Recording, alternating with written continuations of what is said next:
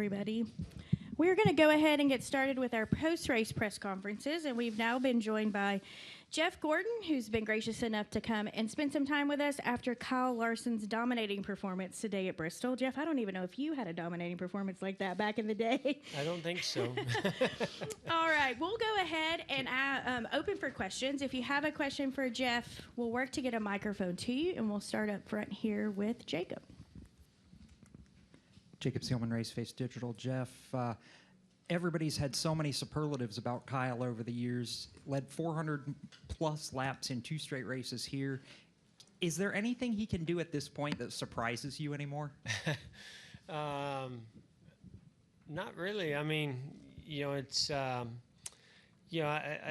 seen him race so many different types of cars and have, do extraordinary things and dominate races. And, so to me, it's just all about, what are the records that he can break, or what are the things that he can do next. And I'm just glad that he's a part of our organization and that we get to go race with him, and he's teamed up with Cliff Daniels, which I think they make just a great pairing for crew chief driver. And that was, there's been a pit crew change recently, so that was big for them. And I mean, obviously with everything, the loss of John this week, this was really meaningful. I just, this organization just has a way of stepping up and answering and just persevering in the toughest of times, and they did that again, and I'm really proud of that.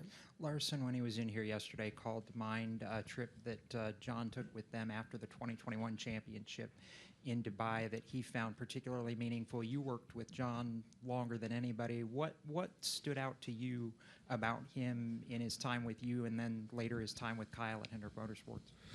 Yeah, I mean, I was in here earlier in talking about this, but you know what? I mean, worked with John for a long, long time, but he just had, and I think, honestly, I feel like, and John would probably want this to be a broader discussion about just what PR folks do, the dedication that they have, commitment, and this balance they have of connecting a team or a driver with the media, with the fans, with the sponsors, and also allowing them to stay focused on their job, and he was the best, and I get to work with the best, and so did Kyle, and now I think others that he's mentored will get to carry that on, and today we get to carry it on with a win. I mean, he loved to travel, and he loved to consume and consume life, it's just, I've really enjoyed this week talking to some folks, that I haven't talked to in many years. And John just, had friends from all different walks of life and loved all forms of motorsports. Just hearing some of those stories and things, maybe some things I didn't know or things I hadn't heard, and same, with them, with some stories I was telling. So, just lost a great one. All right, we're going to go to Matt Weaver next here in the middle. Matt, raise your hand. We'll get you a mic. There you go.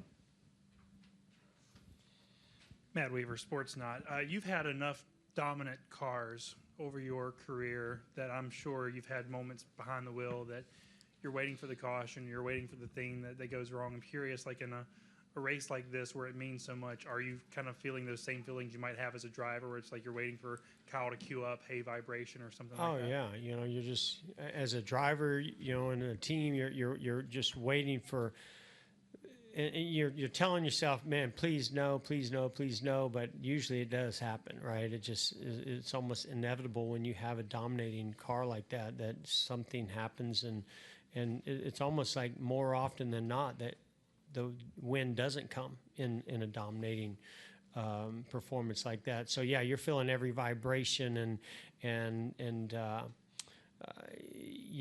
every lap car that you come up to, you just think that something's going to happen. You got in the wall with 5 or 6 to go, and so I think you're really trying to tell yourself, hey, don't make any mistakes here, but at the same time, you're really hoping that the rest of the field doesn't make any mistakes either.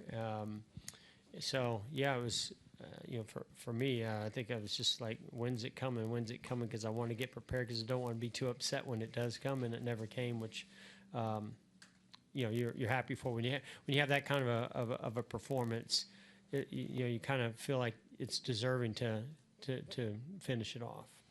And then I think most of us outside of the sport, when we go through adversity or a tragedy, we get to call in and say, hey, we're not coming to work, or we need time or whatever. And this sport doesn't move that way. And you guys have dealt with a lot of that over the years and decades. And I'm curious, like, how can you articulate like how challenging that is just to, hey, it's a cathartic in some ways to go to the racetrack, or is it a challenge?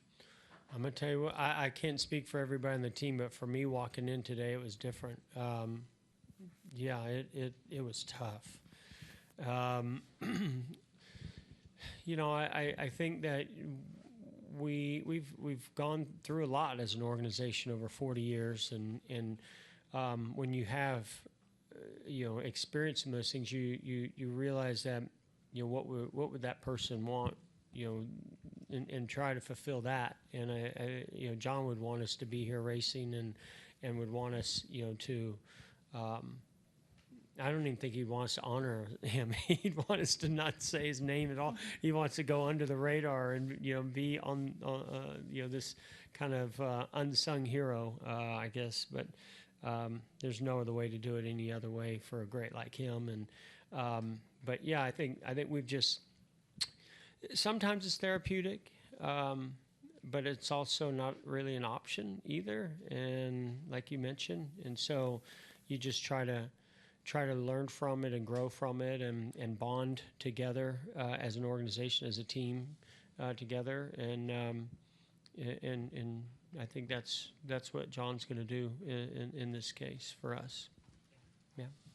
All right, we're going to go to Shane in the back. Shane, can you just raise your hand? There you go. Thank you. Shane Connick, Charlotte Observer. Now, know you would have loved to pull off the triple this weekend, but just how special is this entire weekend when you look at Kyle's performance yesterday and today, just for this team? Yeah, I mean, I do know how bad he wanted it. I just think of Homestead and how close that was, and and then this one was so close. But either way, I asked Kyle about it earlier, and he's like, I didn't have the best truck on Friday, so second was probably the best we could do. So he was looking at it slightly different than the way I was. But, this is a track that he's just so good at, and this organization, has traditionally put great race cars out on the track here. And so, I'm really excited to see our Xfinity team stepping up. We're bringing a lot more things in house and doing a lot more of that ourselves. We got a young driver in Corey Day, so to see that team and the cars perform at that level. When you put Kyle Larson in the car, you better win with it at Bristol. It's just kind of Bristol and Homestead. Seems like if you don't, then you've really kind of let everybody down. And you and Kyle both obviously worked with John for a long time. What is it about? How important is it to have a PR rep who is as good as John was?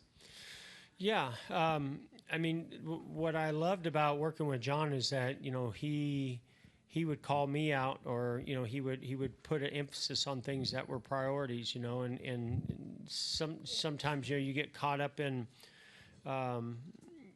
in going week to week, or things that you not always are wanting to put some of the opportunities that come your way first, because you got something else happening.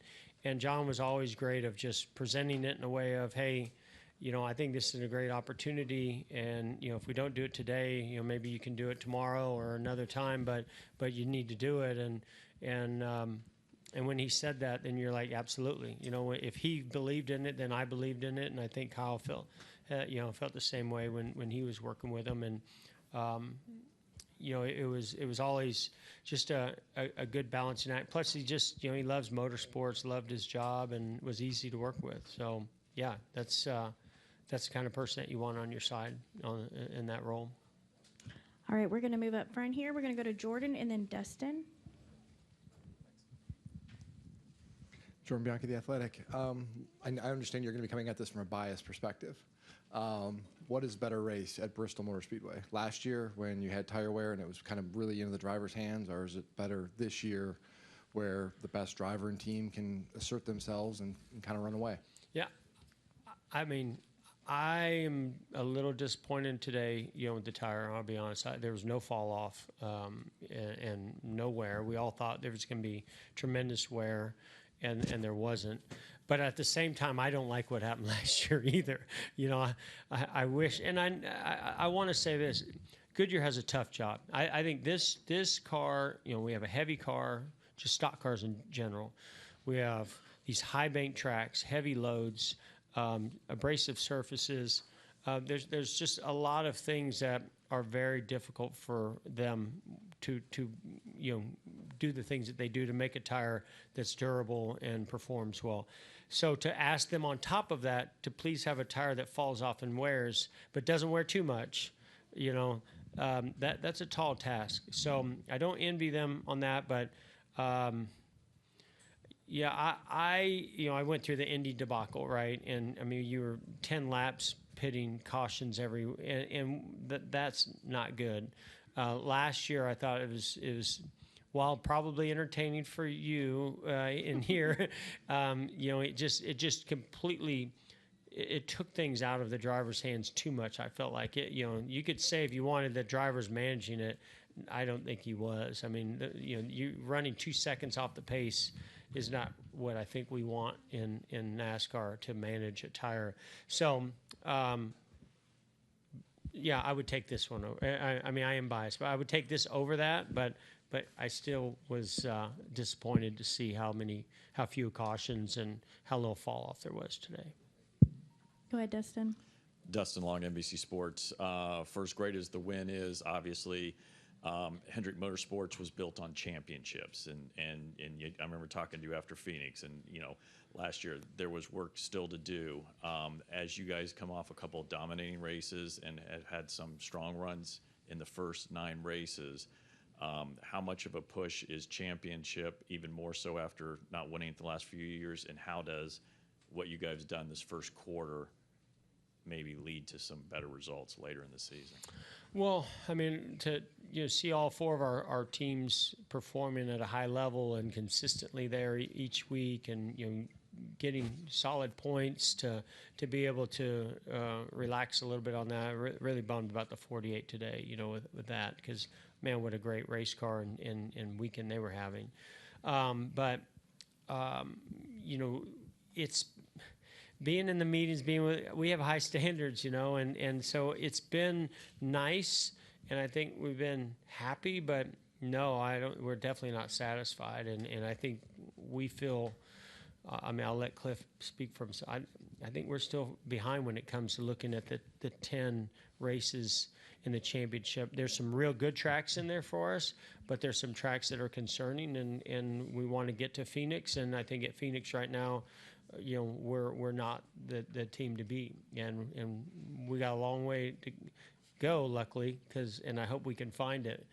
We got the best people in the business to be able to do that, and race wins like today are rewarding in many ways and will motivate us, but this is not Phoenix, and I think we know that. All right, Jeff. I'm going to go ahead with Cliff and Kyle arriving. Go ahead and let you go. And, Jeff, I think I speak for this entire room. Thank you for your time today.